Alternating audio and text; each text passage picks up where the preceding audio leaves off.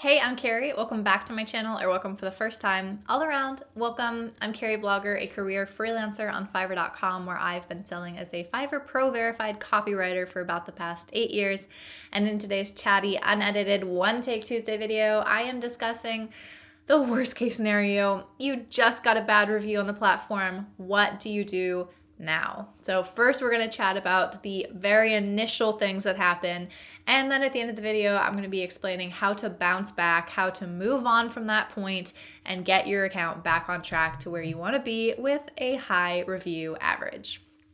Okay, so to start off, we need to address the fact that it is insanely too easy to take it personally. I know that I personally struggle with taking it personally, and especially in a creative kind of delivery. Like, I'm a copywriter and I'm putting my heart and soul and brain and creativity and effort into this, and it's my own work. So yeah, I have, a lot of care about it, and I care deeply about the client satisfaction, but I also care about what I created. And so in those situations where you don't gel with the client, they potentially have, it's their fault how you see it in your mind, that they changed their minds, that they don't like it, whatever, or potentially it's your fault and you really did mess up and now you have to deal with the consequences. Either way, a bad review just sucks. And anything less than 5 stars for me is a punch to the gut, and I have to always remind myself to focus on the positives, think forward, think about all the good things that I'm doing, and just don't get caught up on those very, very rare situations that are less than ideal. But at the beginning of your career, you don't quite have that luxury all the time because it is a game of averages. And so if you don't have a lot of reviews that are 5 stars, the second that you get anything less than that, you are in danger of tanking your average in general. And that's really, really devastating. And sometimes it can just feel like the absolute end of the world when your average drops. So we're going to talk a bit about, does the average actually matter, in a sec. But first, I want to explain that this right here, when you have a bad review, that is the end of the process. We have so many other steps that have to be accounted for. So before we got the bad review, we have the actual dealing of the order, right? And so you know that things are going downhill. How do you deal with that? How do you turn things around? How do you make it as amicable of a process as possible and getting to it, at least, an acceptable resolution, if not turning things around and making them satisfied by the end. Okay. And then we also have the question of, should you just cancel and give them their money back? Right. The other thing is, how has your communication process been through this entire process? How has the clarity of what you're offering been? How has the awareness of style and accessing a portfolio? All of those things wrap up in here as well. And then even one step sooner is the issue of, were you able to see the red flag and avoid it? That's one thing that I have gotten so much better at over the years. Spotting a bad buyer right off the bat and saying, you know what, I just don't think this is going to work out for me. And I would much rather just say no, lovingly push them back off into the universe, say good luck, rather than walking through the entire process, having a terrible experience, and getting a bad review. So the good news is I have videos all over my channel to deal with all of this, all of the stuff that comes before. So if you're interested in advice for that, please check out my channel. Please be sure to subscribe. Today, we are talking about after you have a bad review. There's really nothing you can do now. So what do you do? So I said this a bit earlier. I said, it was a long, hard road. You saw it going downhill. Then you get a bad review. Sometimes the other side of that is that someone can be pretty satisfied. Things were going swimmingly. You left them a good buyer review. You're expecting a 5-star review to pop up. And then all of a sudden, no, that's not what happened. Sometimes in that case, if I feel like something's just amiss, especially if the review that they wrote for me was glowing, but all of a sudden the actual stars that they hit didn't match, I will send them a message, because occasionally in the past there have been buyers who were totally satisfied with the with the delivery, but they left a bad review on accident. They literally selected the wrong stars. So when I reach out to them, there's really nothing to lose. I'll only do it once. You never want to be manipulative. You never want to ask for any kind of a review or to change a review, nothing like that, because your account will get flagged. and banned, and that's a big story. But as long as you're following the rules and doing it genuinely and politely, I'll usually reach out to them and say, I just wanted to check in. I am genuinely surprised to see this review. Was there anything that I could have done differently for you? And hopefully they'll respond. Sometimes they won't. You just have to move on. But every once in a while, in that case, someone will literally say, oh my gosh, I didn't mean to leave you a 2-star review. That's baffling to me. How do I change it? And then I'm like, well, thank goodness that I took the time to reach out and fix it, because it literally was a tech error.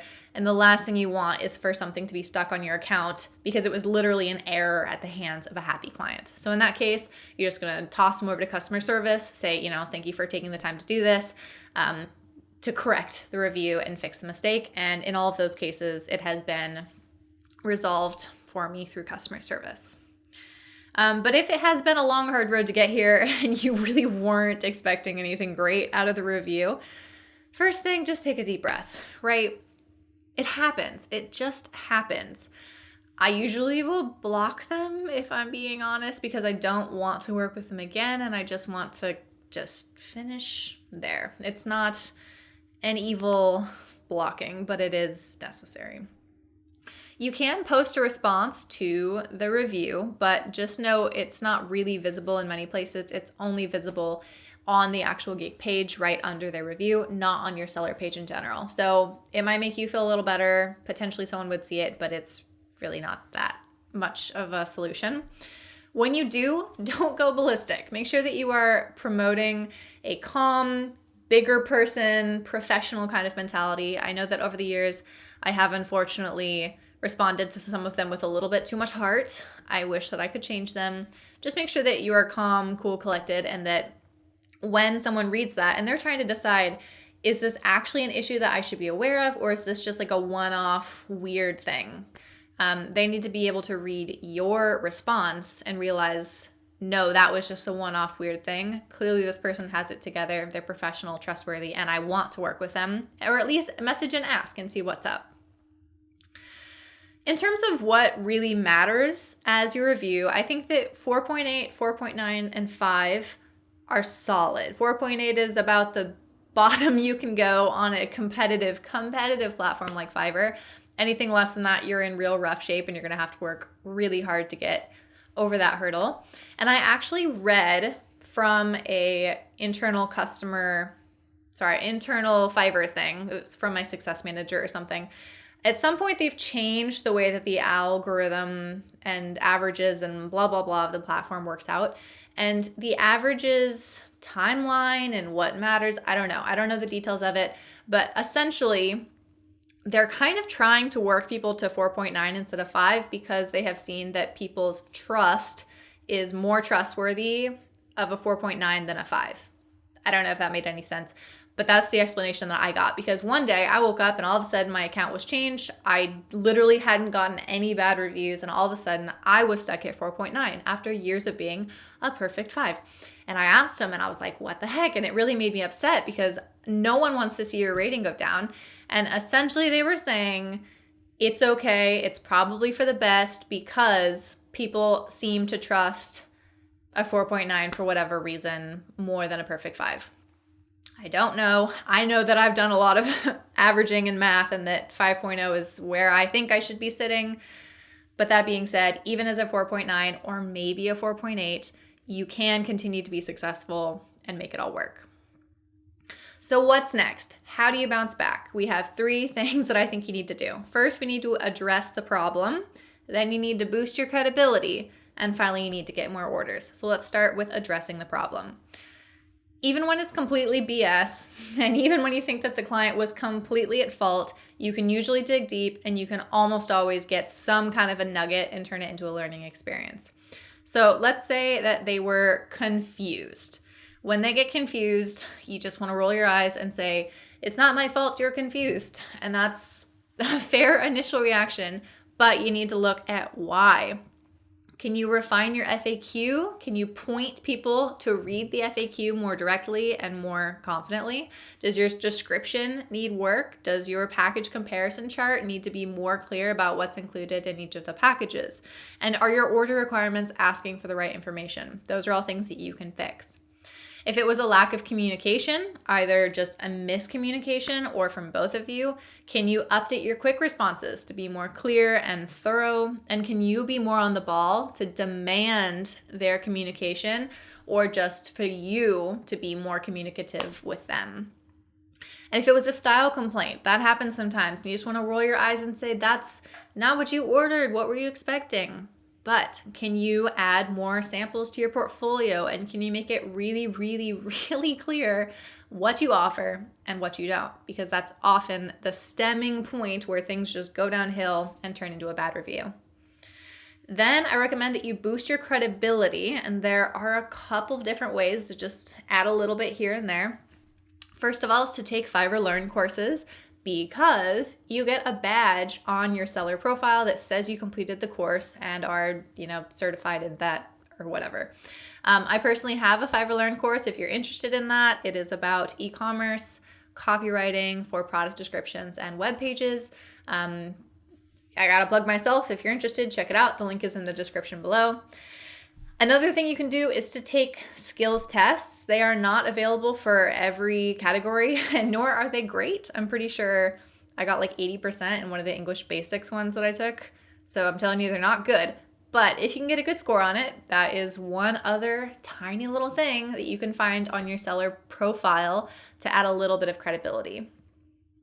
Then I recommend that you verify your account. If you haven't already, that proves that you're a real trustworthy person.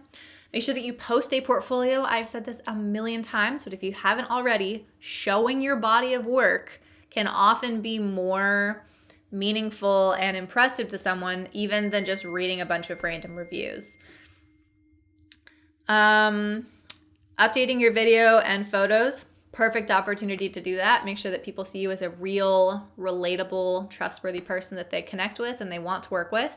Maybe they seem to like you and connect with you enough that they would look past that one weird review. They'd look past a 4.7 because they want to give you a shot. If you're just a faceless logo, they're not going to have that connection. They're not going to care, and they're not going to give you a shot. And then, of course, speed up your response time. If that's a metric that's not totally perfect, if it's not really, really low, the rating's not going to help you. So you have to balance things out and make everything else on your platform even better. And then lastly, because this is an average game, how do you balance a bad review? You've got to get more good ones. So first of all, I recommend maybe offering a limited time sale price or some kind of discount offer to try to get more buyers getting your gig, and then ask them to leave a review after the fact. I have another video about that on my channel and how to do it so that it is within platform guidelines and not going to get you banned, but encouraging people to leave an honest review so that you get more reviews on more orders. I also recommend promoting off platform. If you have any kind of audience where you have a reputation and people know you or trust you and would be more willing to overlook a bad review because they know you personally. Try reaching out to happy repeat clients. Just do it as a kind of like, hey, I really enjoyed our order together and collaborating. I wanted to know if you needed anything else. And again, potentially think about offering a discount, because at this point in time, you need them, maybe even more than they need you, to make sure that you can get more positive reviews that you know are going to be a benefit to your profile in the long run. And then last but not least is to peruse buyer requests. I personally don't like buyer requests and I don't recommend it across the board.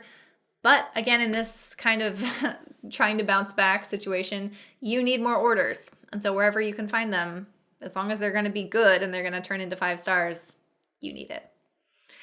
All right, so to sum everything up, is a bad review the end of the world? Probably not. If it's like your first or second review and you completely tanked your rating, yeah, that's probably the end of the world. But if you've gotten a couple successful orders and this is just one weird thing that maybe dropped you from a perfect 5 to a 4.8, don't panic. You will be fine. Just keep doing what you're doing. Make sure that you're focusing on delivering the very best service for every single client, always focusing on getting better and just doing what you're good at. Make sure that you are building your successful business, looking to the future, and always thinking about delivering satisfaction every single time. More than anything, take a deep breath. You will be okay. And let's get back to work.